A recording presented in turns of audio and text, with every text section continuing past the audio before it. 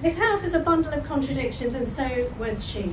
A little bit about this house, and lovely Richard, who I've met, and your lovely wife I've not yet met. I don't know whether you know this, but she scandalised society around here way before she had the sandwich board saying votes for women, which really irritated people at Hampton Court, because she closed down all of the galleries in Hampton Court. People couldn't go and visit for fear that the suffragettes might go and slash a picture.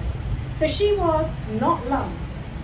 She may not have been loved by her neighbours. I know you've got a lovely neighbour now, but she also spent a third of her income one year on a Steinway grand piano, because this was a woman who could do everything.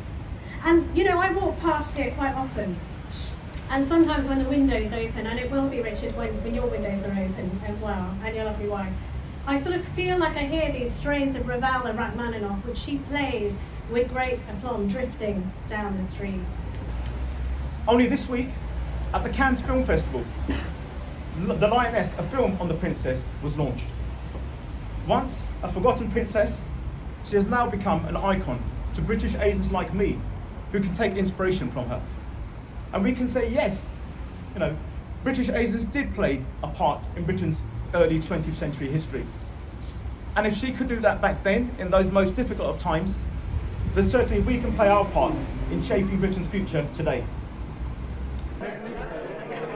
So the first time I heard about Sophia and this project was in December. I got sent sort of a synopsis of the film and who she was and what she had done throughout her life, and I was immediately blown away.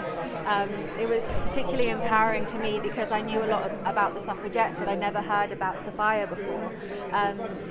And I think that's wrong. I think Sophia should be mentioned, you know, just as much as Emily Pankhurst and Sylvia Pankhurst and all of the women that we hear normally. And I remember finding a photo on Google, and it was of Sophia selling newspapers outside her house in Hampton Court, and it was suffragette newspapers. And it was amazing to me because there she was in this very expensive fur coat, and she was selling the newspapers, and it just blew my mind. Like, I just knew that if I could, I would want to play her and honour her story. And so the thing that I'm looking forward to most is just, you know, portraying her as best that I can. It's scary and it feels like a lot of responsibility because, you know, her life was so incredible and she did do so many great things, and her history and her timeline, her family are great, you know, and she means a lot to a lot of people. But at the same time, I'm so fulfilled and excited to have a part that is amazing as hers.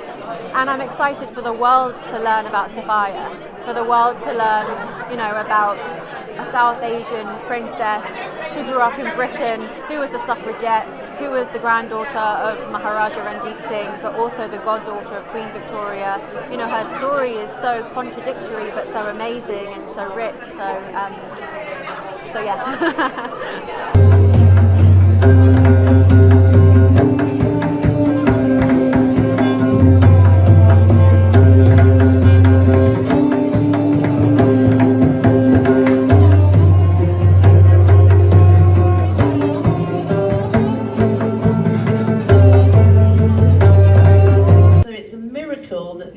Happen.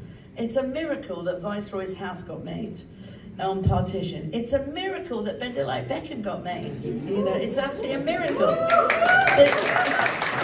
So my point today is that it's great that there's a sea change, but we still need a lot of people, young people in the room here, to push for those stories to be heard, because there are people who want to tell those stories.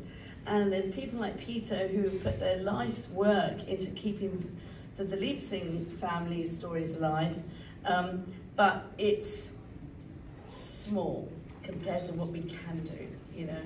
And as I look around the room, I mean, there's so many historians. There's Shivani there, sitting there, who's had a great influence in telling our stories in books.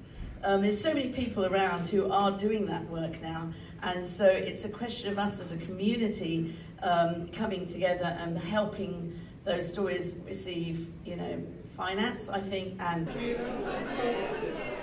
It's absolutely wonderful to be here for the unveiling of the plaque for Sophia Duleep Singh. It's a story that hasn't been told, and it's brilliant that Peter Bands has done so much in terms of finding out not just Maharaja Duleep Singh's story, but of course the story of his children. Sophia was an inspirational suffragette, and of course she fought for the right for women to vote here in the United Kingdom 100 years ago. And Sophia's story was so powerful. She was my role model. It took 100 years for the United Kingdom to elect its first Sikh Member of Parliament, and thanks to Birmingham Edgbaston we were able to do that. Now I'm really inspired that in India, you know, the Babbar productions want to make this into a picture, a huge Bollywood film, and that is amazing because this is a story that will inspire girls all around the world. To see little Sophia running down St Stephen's Gate after the police officers, after they were beat down, just shows the amount of resilience that she had, but also her activism, her ability not to accept no and want to see fundamental change. And she has made change for women in the United Kingdom because we got the right to vote. So I'm so pleased to be here. This is a story that needs to be told again and again and again. I want to see it in our school education, not just here in the United Kingdom, but of course in India too.